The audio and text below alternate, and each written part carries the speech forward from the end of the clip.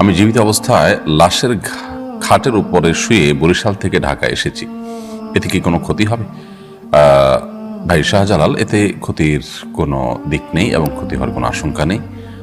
এগুলো আমাদের অনেকেরই অহেতুক ভয় অথবা জনশ্রুতি যে লাশের খাটিয়াতে শুয়ে থাকলে, ঘুমিয়ে থাকলে, আসলে এক জায়গা থেকে আর জায়গায় ইত্যাদি, তাহলে সেক্ষেত্রে লোক বাঁচবে না, মারা যাবে। এগুলো অহেতুক ভয়, আমাদের একেবারেই কুসংস্কার।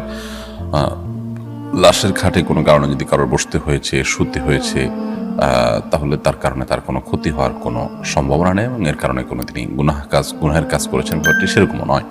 আপনি এখানে শুয়েছেন অথবা এটাতে বসেছেন, এর কারণে আপনার কোনো গুনাহ হবে বা আপনি এর কারণে আপনি মারা যাবেন, এরকম কোনো বিষয় কিন্তু নেই।